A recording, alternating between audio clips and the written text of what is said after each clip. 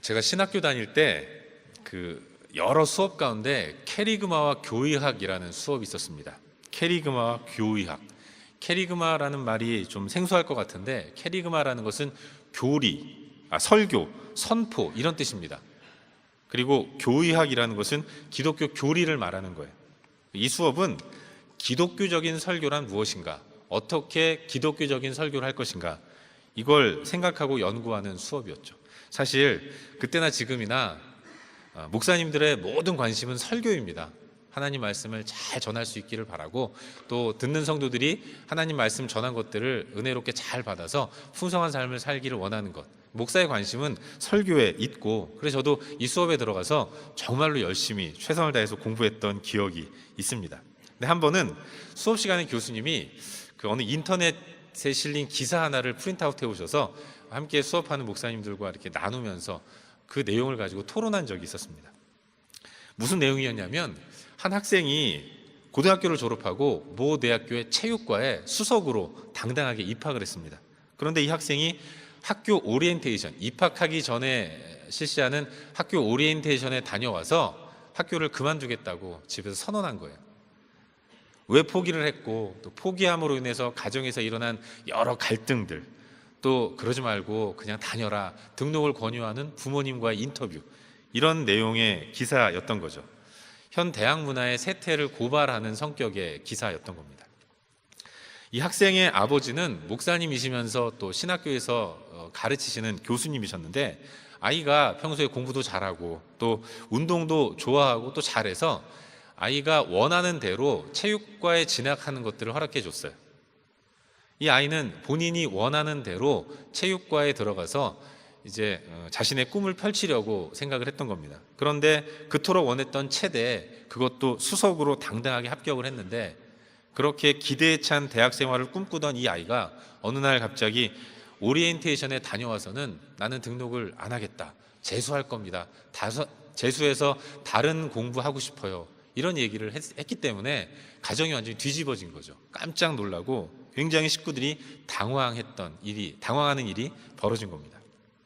왜 그랬는가 봤더니, 이 오리엔테이션에 가서 선배들과 2박 3일 동안 함께하는 시간을 갖는 가운데 그 친구가 경험한 대학 문화가 너무나도 싫었던 거죠. 자신이 꿈꿔왔던 대학 문화가 아니라는 것들을 목격한 겁니다. 사실 다 그런 건 아니겠지만 이 체육과 학생들 사이에는 나름대로 군기가 있다고 그래요. 엄격한 규율이 있고 선후배 의식, 군대식 문화, 이런 것들이 있다고 합니다. 운동을 하다가 잘못하면 크게 다칠 수 있기 때문에 긴장을 해야 하고, 그 긴장을 유지하기 위해서는 다른 전공보다는 나름 좀 상대적으로 그렇게 엄한 문화가 있다고 해요. 그런데 이 학생은 이걸 모르고 입학을 한 것이, 체육과에 지원을 했던 것이고, 그래서 이 입학하기 전에 경험한 이 대학 문화가, 체육과 문화가 너무나도 본인에게는 안 맞는다고 생각했던 거예요. 선배가 후배에게 기합을 주고 술 마시기를 강제하고 압제하고, 이런 것들이 자기가 꿈꾸고 자기가 기대했던 대학 문화와는 상당히 거리가 멀었던 거죠. 그래서 학교를 그만두기로 결정을 한 겁니다. 학교 등록을 포기하기로 다짐한 이 아이를 바라보는 아버지의 마음, 또 재수학원에 등록을 해서 다시금 새로운 미래를 위해서 달려가기로 다짐한 학생의 마음, 그리고 이 학생이 재수학원에 들어가서 새로운 꿈을 꾸면서 예전의 밝은 모습을 조금씩 찾아가는 이런 모습들, 이걸 보면서 느끼는 부모의 마음, 이런 것들이 기사의 전반적인 내용이었고, 이걸 우리가 함께 읽으면서 토론하는 방식으로 수업을 진행했어요. 그런데 한참 토론을 하다가 교수님이 수업이 끝나갈 무렵에 마지막으로 한마디 툭 던지셨는데, 이 제안을 하신 겁니다.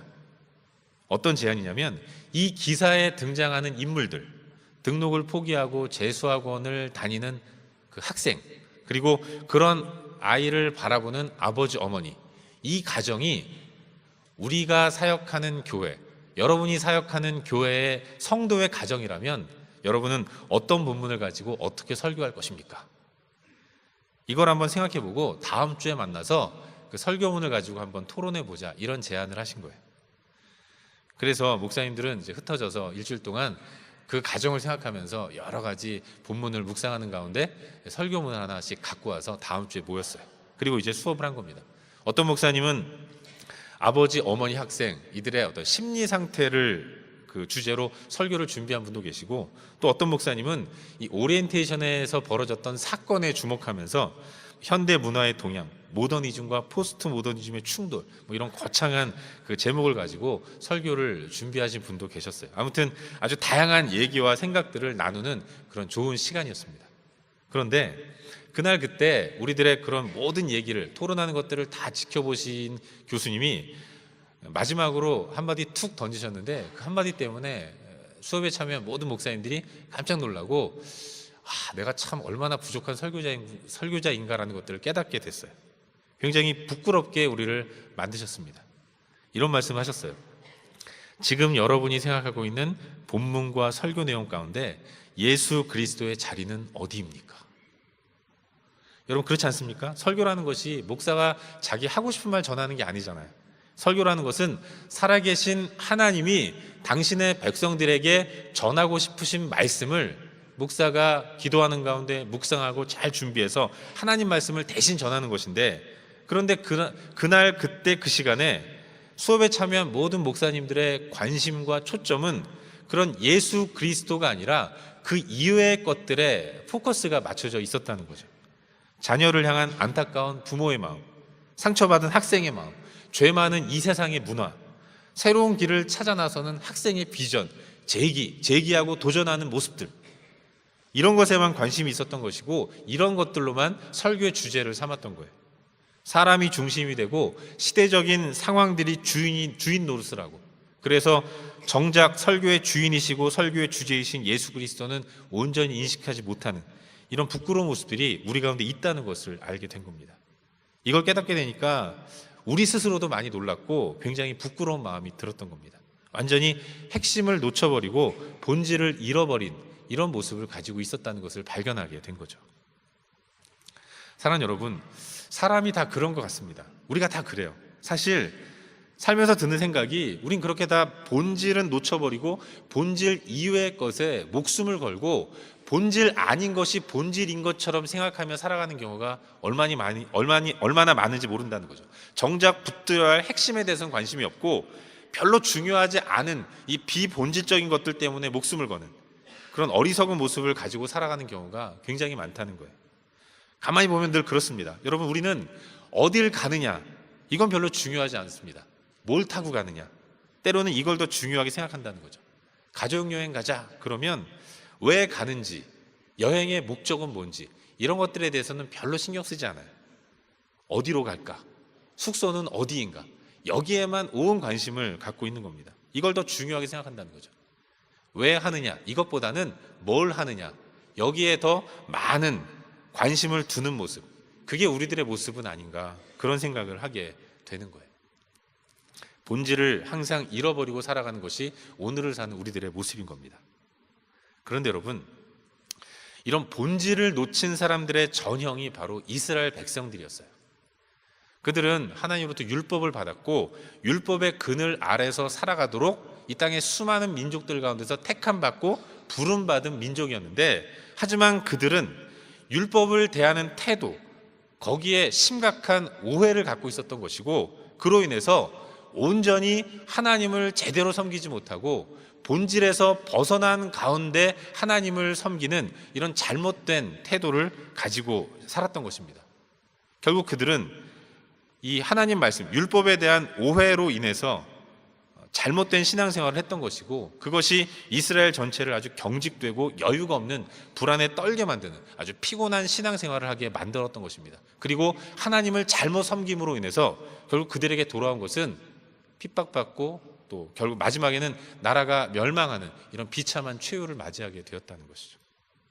우리도 마찬가지입니다. 이 시대를 살아가는 우리들, 믿는 우리를 가리켜서 영적 이스라엘 백성이다라고 얘기를 하는데, 사실 우리 또한 하나님을 믿고 섬기는 태도, 성경에 대한 자세, 이런 것들에 있어서 진정으로 붙들어야 할 본질은 놓치고 별로 중요하지 않은 비본질적인 것들만 붙들면서 마치 그것이 진정한 신앙생활이라고, 그것이 정말로 하나님 잘 섬기는 삶이라고 착각하면서 살아가는 이런 경우가 얼마나 많은지 모른다는 거죠. 그런 의미에서 오늘 우리는 출애굽기 20장 1절과 2절 말씀을 깊이 한번 묵상하기를 바랍니다. 이걸 통해서 우리가 붙들어야 할 신앙의 모습, 우리 신앙의 본질이 무엇인가, 이걸 한번 깊이 생각하는 가운데 우리 안에서 본질 아닌 것들을 붙들었던 모습이 있다면 그것들을 내려놓고 더욱더 신앙의 본질에 가깝게 다가가는 그런 은혜로운 시간이 될 수 있기를 주의 이름으로 축원합니다. 오늘 말씀 보시면 우리는 출애굽기 20장 말씀을 본문으로 정했는데, 이 출애굽기 20장은 신명기 5장과 더불어서 10계명에 대한 내용이 소개되고 있는 말씀입니다. 여기부터 시작해서 이제 10계명으로 대표되는 율법의 내용들이 하나씩 등장하는 것을 보게 돼요. 그런데 우리가 갖고 있는 느낌 내지는 이미지, 그건 비슷합니다. 율법은 어렵고 부담스럽다는 거예요. 율법은 무섭고, 율법은 딱딱하고, 율법은 고리타분하고, 율법은 나하고 별로 가깝지 않은, 가까이 하기엔 너무 먼 그런 것으로 율법을 인식하는 경우가 얼마나 많은지 모른다는 거예요. 율법보다는 은혜를 더 좋아하죠. 율법과 은혜가 서로 상반된 개념이라고 생각하면서 항상 우리는 율법은 멀리하고 은혜만 쫓아가는, 은혜만을 좋아하는 이런 모습, 율법과 은혜가 전혀 다른 이야기라고 생각하는 경우가 얼마나 많은지 모른다는 거예요. 그러나 여러분, 정말로 그런가? 율법은 정말로 그렇게 딱딱하고 어렵고 부담스럽고 힘든 것인가? 그게 아니라는 겁니다. 하나님이 우리에게 주신 율법, 그것은 결코 무섭고 고리타분하고 딱딱하고 답답하고 그런 게 아니라는 거예요. 여러분, 영적 이스라엘 백성 된 우리는 비록 이 말씀을, 하나님 말씀, 율법을 무섭고 또 어렵고 두렵고 딱딱하게 느끼는데, 하지만 저 모세 시대의 육적 이스라엘 백성들은 하나님께서 친히 이 율법의 말씀을 주실 때 그들은 감격과 감사와 환희에 찬 가운데서 기쁨으로 이 말씀을 받았던 거예요. 다윗 같은 경우도 율법이 담긴 법궤를 다시 찾아서 가지고 오는 날, 그는 왕의 신분을 뒤로하고 스스로 광대가 되어서 기뻐 춤추고 환호하는 가운데 이 말씀을 받았다는 것입니다. 왜 영적 이스라엘 백성인 우리는 이렇게 말씀을 무섭게 또 딱딱하게 또 부담스럽게 생각하는데, 저 육적 이스라엘 백성은 그렇게도 하나님 말씀을 감격 가운데서 받아들이고 있는가? 왜 이런 차이가 나는가? 그건 율법을 주신 하나님, 그 하나님에 대한 진정한 의미를 깊이 묵상하지 않기 때문에 벌어지는 거예요. 여러분, 하나님 무서운 분이십니까? 물론 그렇죠. 가끔 하나님은 무섭게 느껴지기도 합니다. 하지만 우리 하나님은 그렇게 무섭기만 한 분이 아니라는 거예요. 우리 하나님은 좋으신 분이라는 겁니다. 하나님은 푸근하시고 따뜻하시고 다정하시고, 그리고 우리가 힘들 때 우리를 주목하는 가운데, 우리가 정말로 힘들어서 기도하지 못할 때 우리의 작은 신음까지도 들으시면서 응답해 주시고 우리를 이끌어 가시는 분이에요. 우리를 당신 손바닥에 새기시고 우리를 지대한 관심으로 사랑해 주시면서 이끄시는 분, 그분이 바로 우리 하나님인 겁니다. 우리 하나님은 공의의 하나님이기도 하시지만 동시에 사랑의 하나님이신 거예요. 그런 분이 주신 것이 바로 율법이고 십계명이고 하나님 말씀인데, 우리를 그토록 사랑하시는 분이 허락하신 게 율법이고 십계명이고 하나님 말씀이라면, 그런데 왜 우리는 하나님은 좋으신 분이라고 인식하면서 그 좋으신 분이 주신 율법만큼은 그토록 힘들고 어렵고 부담스럽게만 느끼는가? 이 이율배반적인 모습인 거죠. 여러분, 대개의 경우 법은 무서운 것이라고 인식해요. 룰에 대한 이야기고 또 규칙에 대한 내용을 담고 있는 것이기 때문에 그런지 이 법은 편안하게 받아들여지지 않습니다. 규칙을 지키면 행복하게 모두가 다 잘 살 수 있는데, 하지만 인간의 본성과 기본적인 마음이 완벽하게 규칙을 지킬 수 없다는 것을 알고 있기 때문에, 그래서 우리는 가급적이면 법은 불편하게 느끼면서 법 없는 세상에서 살고 싶은 마음을 갖습니다. 왜 가끔 화날 때마다 그러지 않습니까? 법보다 주먹이 가깝다고. 법은 불편하게 느끼는 거예요. 법은 우리가 이루고자 하는 그런 일들을 방해하는 것으로만 생각하는 경우가 참 많아요. 여러분, 학교 다닐 때 비행 청소년들이 왜 담을 넘는 줄 아십니까? 담이 있다는 건 울타리 안으로 들어가는 문이 있다는 거잖아요. 담 너머에 있는 안으로 들어가는 통로인 문이 있다는 것을 의미하는 건데, 그럼에도 불구하고 이 안으로 들어가려고 만든 문을 외면하고 굳이 담을 넘어서 들어가려고 하는 이유가 뭔가? 그게 바로 인간 안에 있는 죄된 본성이 있기 때문에 그런 거예요. 여러분, 벽에 낙서 금지라고 써놓으십시오. 써놓은 걸 보시지 않았습니까? 낙서 금지라고 써놓으면 꼭 거기다 낙서를 해요.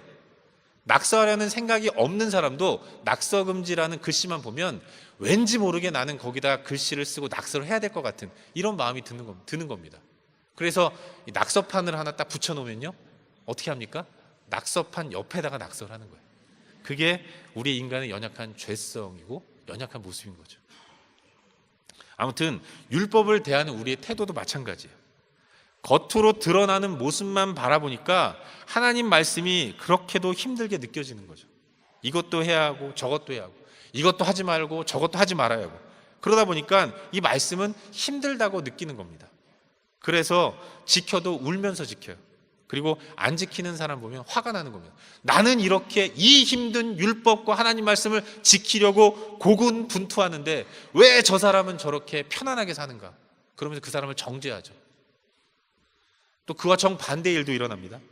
말씀과 상관없이 자유롭게 사는 사람들, 그 사람들에게는 하나님 말씀대로 살려고 애쓰는 사람들이 아주 꼴불견입니다. 잘난 척하는 것처럼 보이는 거예요. 그래서 늘 얘기하죠. 넌 너무 율법적이야. 꼭 그렇게만 사는 게 하나님 기뻐하신 삶은 아니야. 좀 자유해봐. 이러면서 역으로 그들을 정죄하고 비난하는 이런 일들이 있는 거예요. 그러나 여러분, 우리는 이 율법의 핵심에 대해서 깊은 인식을 가져야 합니다. 겉으로 드러나는 법, 여기에만 주목하는 것이 아니라 그 법이 담고 있는 핵심, 본질, 여기에 집중해야 돼요. 율법이란 무엇이고 하나님이 왜 율법을 주셨는가? 율법을 주신 하나님은 어떤 분인가? 이것에 대해서 깊이 인식하는 이런 모습이 있어야 하는 것입니다. 오늘 본문이 바로 그걸 얘기해 주고 있는 거예요. 출애굽기 20장 1절과 2절 말씀인데, 이 말씀을 통해서 우리는 율법의 근본적인 정신이 무엇인가, 하나님이 왜 우리에게 율법을 주셨는가, 우리는 어떻게 율법을 대해야 하는가를 가르쳐주고 있는 말씀이 오늘 우리가 함께 살펴보려고 하는 이 본문의 내용인 것입니다. 우리 다 같이 오늘 말씀을 다시 한번 읽도록 하겠습니다. 함께 읽겠습니다. 시작. 하나님이 이 모든 말씀으로 말씀하여 이르시되 나는 너를 애굽 땅 종 되었던 집에서 인도하여 낸 내 하나님 여호와니라. 아멘. 여러분, 뭐라고 말씀하고 있습니까? 하나님이 이 모든 말씀으로 말씀하여 이르시되. 여기 말씀이라는 단어에 주목해야 돼요. 말씀. 여러분, 율법은 말씀이라는 겁니다. 율법은 법 이전의 말씀이라는 거예요. 무섭고 딱딱하고 겁나는 법, 그 이전에 하나님이 들려주시는 말씀이라는 사실. 1계명 뭐, 2계명 뭐, 3계명 뭐, 이런 딱딱한 법 이전에 우리를 사랑하시고 우리를 안아주시며 푸근하게 감싸주시는 그 하나님이 하신 말씀이라는 것. 율법은 법 이전에 그 법을 따뜻하게 감싸 안으시는 하나님 말씀이라는 것. 우리를 사랑하시는 우리의 아버지이신 하나님이 우리에게 들려주시는, 아버지가 사랑하는 자녀에게 들려주시는 교훈의 말씀이라는 것. 우린 그걸 기억해야 하는 거예요. 나를 감시하시고 잘못하면 징계하시고 때리시고 혼내시고 너 이놈 이거 지키나 못 지키나 잘하나 못하나 두고 보자, 이렇게 벼르시는 하나님이 아니라 진정으로 나의 풍성함을 간절히 원하시는 아버지, 그 아버지 하나님의 사랑이 가득 담긴 말씀. 율법은 법 이전의 말씀이라는 거예요. 그게 바로 율법의 본질인 겁니다. 율법의 핵심이 뭔가? 그건 사랑이에요. 왜 율법을 주셨는가? 사랑하기 때문에 주신 겁니다. 여러분, 율법의 핵심은 사랑이고 율법을 주신 이유는 사랑하기 때문에 주신 거예요. 그런 하나님 마음을 안다면, 율법의 핵심이 사랑이고 하나님이 우리를 사랑하셔서 주신 것이 율법이라는 것들을 깨닫는다면, 그런 하나님을 알고 우리가 진정으로 그 하나님을 향한 사랑의 마음을 잃지 않는다면, 그렇게 될 때 우리는 진정으로 하나님 사랑하는 마음을 가지고 하나님 뜻대로 율법의 계명 하나하나를 기쁨으로 성심껏 수행해 나갈 수 있는 거예요. 여러분, 오늘 본문 2절 말씀을 보십시오. 우리 다 같이 2절 말씀을 한 목소리 읽도록 하겠습니다. 2절 시작. 나는 너를 애굽 땅 종 되었던 집에서 인도해낸 너의 하나님 여호와니라. 아멘. 나는 너를 애굽 땅 종되었던 집에서 인도해낸 내 하나님 여호와니라. 여러분, 이 말씀은 하나님이 어떤 분이시고 그 하나님이 이스라엘을 위해서 무슨 일 하셨는가를 기록하고 있어요. 율법은 하나님이 주셨는데 율법을 주신 하나님은 어떤 분이시고 그 하나님은 이스라엘을 위해서 무슨 일을 행하셨는가를 기록하고 있는 게 이 2절 말씀이에요. 여러분, 하나님은 어떤 분이십니까? 여호와라고 말씀하고 있어요. 내 하나님 여호와니라. 여러분, 여호와가 무슨 뜻입니까? 여호와는 스스로 있는 자다라는 뜻이에요. 우리가 잘 아는 바와 같이 출애굽기 3장에 보면 하나님이 모세를 들어서 애굽에 보내십니다. 저 바로와 이제 그 바로의 압제 가운데 있는 하나님의 택한 백성 이스라엘을 해방시키기 위해서 모세를 보내세요. 그런데 모세는 하나님의 보냄을, 파송을 받을 때에 그 파송을 거부합니다. 그러면서 계속 얘기하기를, 하나님, 내가 당신이 보내서 저 바로와 이스라엘 백성들 앞에 서야 하는데 그럼 그 사람들이 너를 보낸 자가 누구냐라 물어볼 때 하나님을 뭐라고 얘기해야 됩니까? 그 질문을 받으시고 하나님이 모세에게 당신은 어떤 분인가를 말씀하신 내용이 바로 그거예요. 스스로 있는 자다. I am who I am. 여러분, 이 세상에 스스로 존재하는 게 어디 있습니까? 이 땅에 있는 모든 것들은 다 원인을 기대서 결과가 있는 거예요. 부모가 있어야 자녀가 있는 것이고 만든 사람이 있어야 만든 물건이 있는 겁니다. 이 땅의 모든 것들은 다 원인에 의해서 결과가 존재하는 거예요. 왜냐하면 다 불완전하기 때문에 그런 겁니다. 그런데 우리 하나님은 스스로 있는 자라는 거죠. 이 말은 원인을 필요로 하지 않고 존재한다는 겁니다. 바로 전능하신다는 거예요. 전능하셔서 능치 못할 일이 없으신 분이기 때문에 굳이 원인을 필요로 하지 않는 분이라는 것. 여호와라는 말의 의미는 하나님이 전능하신 분이라는 것을 담고 있는 그런 뜻을 갖고 있는 겁니다. 그런데 그 전능하신 하나님, 스스로 계시며 전능하신 그 하나님이 이스라엘을 위해서 무슨 일을 하셨는가? 애굽 땅 종 되었던 곳에서 인도해낸 내 하나님 여호와다. 하나님이, 그 전능하신 하나님이 이스라엘을 위해서 이스라엘, 그 애굽에서 비참하게 종으로 살아가던 그들을 끄집어내서 진정한 자유민으로, 해방자로, 풍성한 삶의 자리로 인도해 주신 겁니다. 그 전능하신 하나님이 그 전능하신 능력으로 저 애굽에서 비참하게 노예로 살아가면서 하루하루 아무 소망도 없이 살아가던 저 이스라엘 백성들에게 다가가셔서 그 전능하신 능력으로 그들을 끄집어내셨고 자유를 허락하셨고 자유인이 살아가는 약속의 땅 가나안으로 그들을 인도하시는 이 엄청난 일을 허락해 주신 거예요. 그분이 바로 하나님이시고 그분이 바로 이스라엘의 하나님이신 겁니다. 우리도 마찬가지예요. 우린 모두가 다 죄와 허물로 죽은 존재입니다. 에베소서 2장 1절 말씀 보면 너희 죄와 허물로 죽었던 너희를 살리셨다 그러는데 우리의 실존, 우리의 존재는 아무 소망도 없이 하루하루를 죽음을 향해 나아가는 죽어가는 존재이고 그래서 우리는 죽은 인생이었던 겁니다. 예수 믿기 전에 우리는 죄의 노예로서 하루하루 죽는, 그래서 죽은 존재가 바로 우리였던 거예요. 그런 우리 가운데 하나님이 먼저 찾아오셨습니다. 전능하셔서 말씀으로 온 세상을 창조하신 그 전능하신 하나님이 아무 소망도 없이 하루하루 죽어가는 죽은 존재인 우리 가운데 먼저 찾아오셨고 우리에게 예수 그리스도를 통한 구원을 선물로 허락해 주셨어요. 온 천지와 만물을 창조하신 그 전능하신 하나님이 나에게 찾아오셔서 하나님의 자녀라는 놀라운 신분을 허락해 주셨고 그리고 하나님의 자녀들만이 살아가는 저 영원한 천국, 영원한 생명을 누리며 살아가는 저 천국 백성으로 우리를 삼아 주신 것입니다. 그 안에서 우리는 새로운 삶의 의미를 발견하게 된 거예요. 여러분, 그런 하나님이 나의 하나님이고 그 하나님이 나를 구원하신 하나님입니다. 나에게 놀라운 영원한 생명과 천국 백성의 이 위대한 삶을 선물로 허락해 주신 분, 그 고마우신 분, 그 감사하신 분이 나의 하나님이고 우리가 믿는 하나님이신 겁니다. 하나님이 그런 분이라는 것들을 깨닫게 된다면 어떻게 우리가 그 하나님을 사랑하지 않을 수 있겠어요? 여러분, 율법은 그런 겁니다. 하나님은 무턱대고 지키라고 말씀하신 것이 아니에요. 하나님은 1계명, 2계명, 3계명, 계명을 주시기 전에 먼저 말씀하시는 겁니다. 법은 딱딱하고 법은 부담이 되고 법은 무섭지만, 그러나 그 무서운 딱딱한 법을 주시기 이전에 하나님 말씀하시는 겁니다. 하나님이 이 모든 말씀으로 말씀하여 이르시되, 그 말씀하신 하나님이 누군가? 하나님은 전능하신 분이시고, 그 전능하신 능력으로 저 노예로 비참하게 아무 소망도 없이 살아가던 이스라엘 백성들, 죄와 허물로 죽은 우리에게 먼저 찾아오셔서 이스라엘에게 해방을 허락하시고 가나안을 선물하신 것처럼 우리 가운데 영원한 생명과 천국을 허락해 주신 거예요. 그 엄청난 은혜, 놀라운 사랑을 베풀어 주신 하나님이 이제 말씀하시는 겁니다. 나를 믿는 사람으로서 이렇게 좀 살아주지 않겠느냐? 내 말에 순종하지 않겠느냐?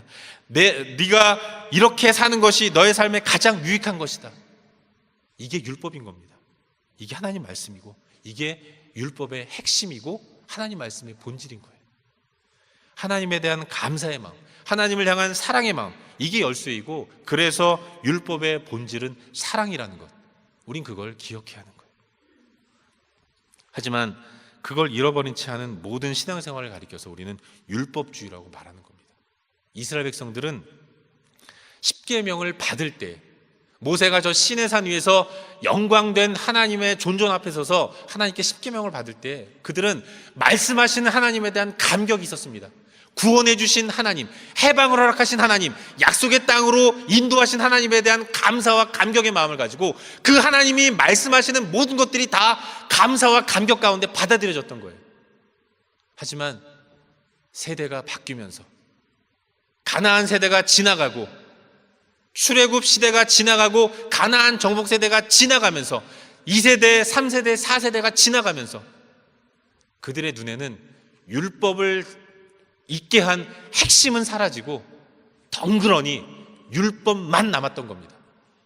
왜 해야 하는지 모르고 지키는 하나님 섬김, 왜 해야 하는지 모르고 섬기는 이웃사랑, 이것만 남아있었기 때문에 어금니 꽉 깨물고 그거 지키는 거예요. 그거 안 지키면 하나님이 징계하시고 채찍질하시고 때리시고, 그 채찍질에 맞아서 고통스러울까 봐 혼나지 않으려고 무서워 벌벌 떨면서 하나님의 사랑은 다 잊어버리고 그저 하나님을 두렵고 무서워하는 가운데서 율법만 지키려고 하는 이런 모습을 가지고 있었던 겁니다. 그걸 가리켜서 예수님은 율법주의라고 말하면서 그렇게 율법 형식만을 붙들고 살아가는 자들을 향해서 이 독사의 자식들아 욕하면서 그들을 책망하신 겁니다. 사랑하는 여러분, 하나님을 사랑하는 마음이 있다면 우리는 주시는 율법의 말씀들을 기쁨으로 순종하고자 하는 마음이 생기는 거예요. 잘 지키고 못 지키는 것, 이건 둘째 문제고, 하나님을 향한 뜨거운 사랑의 마음이 있다면, 나에게 베푸신 은혜에 대한 감격이 있다면 우리는 그 하나님을 정말로 진실되게 사랑하고자 하는 마음이 생기는 겁니다. 여러분, 율법을 다 지켜서 구원받는 게 아닙니다. 하나님은 다 지키고 구원받으라고 율법을 주신 것이 아닙니다. 지키면 구원받고 못 지키면 지옥 가고, 이런 걸 통해서 이러려고 율법을 주신 것이 아니라는 겁니다. 우리의 구원의 조건으로 율법을 주신 게 아니에요. 율법은 하나님께서 베풀어 주신 은혜와 사랑에 감격하는 사람들이 마땅히 우리의 삶 가운데서 나타내야 할, 지향해야 할 삶의 모습인 겁니다. 그래서 법을 지키기 전에, 말씀대로 살아가기 이전에 그 하나님이 어떤 분이시고, 말씀하신 하나님이 어떤 분이시고, 그 하나님이 나에게 어떤 은혜를 베풀어 주셨는가, 그걸 먼저 묵상하고 그 묵상하는 가운데 하나님에 대한 감사의 마음이 일어날 때, 그때 자연스럽게 우리 삶 가운데서 말씀을 따라 살아가는 삶의 모습이 나타나는 것입니다. 여러분, 율법의 대표라고 할 수 있는 십계명, 이 십계명은 순서가 중요한 겁니다. 우리 하나님은 그냥 무턱대고 아무 생각 없이 십계명을 하나하나, 1계명, 2계명, 3계명 이렇게 주신 것이 아닙니다. 하나님은 말씀을, 십계명을 주실 때 철저하게 계산적으로 순서적으로 하나하나 차례차례 말씀해 주신 거예요. 여러분, 십계명의 첫 부분이 오늘 본문 말씀입니다.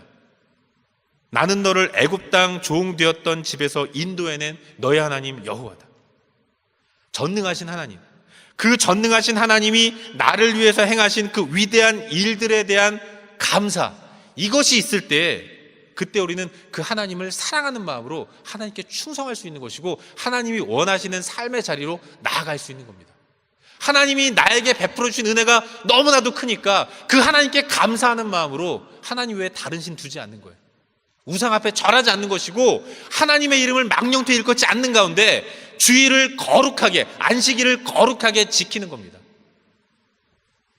하나님 사랑하면 하나님을 사랑하는 마음으로 하나님을 잘 섬기고 싶은 마음이 자연스럽게 우리 가운데 일어나는 거예요.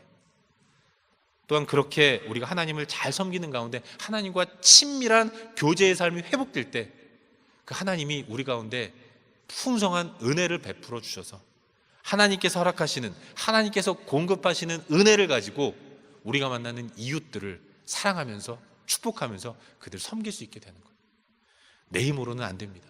내 힘으로는 아무도 사랑할 수 없고 내 힘으로는 나 자신마저도 사랑할 수 없어요. 그게 우리인데 그런 우리 가운데 하나님이 임하셔서 우리를 사랑하신 하나님을 내가 깊이 깨달을 때 그 하나님이 너무 감사해서 주님과 충만한 교제를 이루게 되고 그 교제를 통해서 하나님이 은혜를 베풀어 주실 때 내 힘으로는 안 되지만 하나님이 베푸시는 은혜를 가지고 이웃을 향해 나아가서 그들을 섬기는 겁니다. 하나님 주시는 힘으로 부모를 공경하고 하나님 주시는 힘으로 이웃을 미워하지 않고 하나님 주시는 힘으로 내 가정을 지키고 또 하나님 주시는 힘으로 남의 물건을 욕심내지 않고 하나님 주시는 힘을 가지고 내 혀를 조심하면서 거짓말하지 않고 그리고 하나님 주시는 힘으로 내 마음 가운데 있는 탐욕을 다스리면서 절제하는 이런 삶을 살게 되는 거예요. 내 힘으로는 안 되지만 하나님 주시는 힘으로는 능치 못함이 없는 겁니다. 결국 모든 시작이 바로 하나님이라는 거예요. 하나님을 향한 사랑의 마음, 이것이 우리 신앙의 본질이고 우리가 마땅히 회복해야 하고 회복하되 먼저 회복해야 할 신앙의 본질이라는 사실, 이걸 믿으시길 바랍니다. 이제 말씀을 맺겠습니다. 사랑하는 여러분, 하나님 앞에서 우리가 가져야 할 삶의 모습이 있다면 그것은 단 하나, 먼저 하나님을 향한 지속적인 사랑의 마음을 회복하는 거예요. 하나님을 위해서, 하나님 나라를 위해서 뭔가를 하려는 것 이전에 나에게 하나님은 어떤 분인가? 그 하나님이 나에게 어떤 은혜를 베풀어 주셨는가? 하나님에 대한 깊은 묵상과 하나님이 나에게 베풀어 주신 은혜에 대한 깊은 묵상, 이것이 먼저 이루어져야 하는 거예요. 그리고 하나님과 하나님이 하신 일에 대한 깊은 묵상이 이루어지는 사람에게서 나타나는 아름다운 열매가 이웃 사랑이고 세상을 사랑하면서 그들을 주 앞으로 돌아오는데 쓰임받는 아름다운 모습인 겁니다. 만약 우리가 그런 하나님을 향한 사랑과 열정과 존경과 경외심 이런 것들이 없는 가운데서 하나님 사랑하는 마음 없이 사역을 하고 봉사를 한다면 그건 굉장히 안타까운 일이에요. 나도 안타깝지만 일하는, 사역하는 나도 힘든 일이지만 그 일을 그렇게 힘들게 일을 하는 나를 보는 하나님 또한 굉장히 마음이 아프시고 또 부담스러우실 겁니다. 하나님의 사람으로서 우리에게 필요한 것, 그것은 다른 그 어떤 것보다도 하나님의 은혜이고 하나님에 대한 사랑이라고 믿습니다. 하나님의 은혜를 가지고 사역해야 되는 거예요. 뭔가를 하는 것 이전에 하나님을 향한 사랑의 마음을 가지고 주님 섬기는 모습이 필요한 겁니다. 여러분, 우리가 뭐 안 한다고 해서 하나님 나라가 쪼그라듭니까? 우리가 뭐 하나님 일 할 거 안 한다고 해서 하나님 영광 받으시는 것들이 사라져요? 그렇지 않습니다. 우리 하나님은 돌들로도 찬양을 받으실 수 있는 전능하신 분이라는 거예요. 그 전능하신 하나님이 우리에게 은혜를 베풀어 주시기 위해서 사역을 허락하신 겁니다. 그런데 우리는 마치 우리가 이거 안 하면 하나님 나라가 어떻게 될 것처럼 착각하면서 그 일에만 몰두하느라고 하나님이 어떤 분이신지를 망각하고 하나님이 나에게 베푸신 은혜가 얼마나 크신지를 다 잊어버리는 가운데 그저 사역만 하느라고, 너무나도 열심히 사역만 하느라고 하나님 예배하는 것들을 잊어버린다면, 하나님 섬기는 것들을 잊고 사역만 한다면 그게 무슨 열매가 있고 어떤 하나님의 영광이 또 올려지겠습니까? 그러면 안 되는 거예요. 우리의 사역의 원리, 그것은 하나님께 집중하는 겁니다. 그리고 하나님께만 집중하면 되는 거예요. 주님이 주시는 은혜, 거기에만 집중할 때 우리 안에 계신 성령께서 우리 마음을 주장하셔서 우리를 하나님 기뻐하신 삶의 자리로 인도하시는 겁니다. 우리는 항상 어플리케이션에 관심이 많아요. 이거 하는 것, 어떻게 살아가는 것, 이것만 관심이 있는데 여러분, 우리가 하나님의 말씀을 깊이 묵상하는 가운데 하나님을 깨닫게 된다면, 그 은혜를 깨닫게 된다면 우리 안에 계신 성령께서 우리가 마땅히 해야 할 삶의 모습들을 드러내게 하십니다. 예수 그리스도께서 나를 통해서 하나님 당신의 삶을 살 수 있도록 우리가 해야 하는 일은 나를 쳐 복종시키고 죽이는 것밖에 없어요. 내가 하나님 나라에서 뭘 하는 것이 아니라 우리가 해야 할 일은 그 죄성, 그 더러운 우리의 모습들을 다 죽이는 것, 이것밖에 없는 겁니다. 그럴 때 하나님이 죽은 나를 들으셔서 다시 살리시고 하나님 영광 받으시는 아름다운 일을 하게 만드시는 거예요. 우리가 할 일은 그저 하나님의 십자가 앞에 나가서 날마다 죽는 것밖에 없다는 사실, 우린 그걸 기억해야 하는 거예요. 여러분, 하나님을 깊이 묵상하십시오. 나를 사랑하시고, 사랑하시되 먼저 사랑하셨고 끝까지 사랑하시며 가장 소중한 것을 주신 하나님, 그 예수 그리스도, 그 하나님을 깊이 묵상하고 그 하나님이 베푸신 은혜에 대해서 깊이 묵상하는 이런 모습을 날마다 살아야 합니다. 바라기는 이번 한 주간도 그 좋으신 하나님을 매 순간 묵상하는 가운데 묵상을 통해서 하나님을 깨닫고 하나님께서 허락하시는 은혜만을 가지고, 내 힘이 아닌 하나님의 은혜만을 가지고 이 험한 세상을 주님과 동행하며 복되게 살아가는 우리 모두가 될 수 있기를 주의 이름으로 축원합니다. 기도하겠습니다.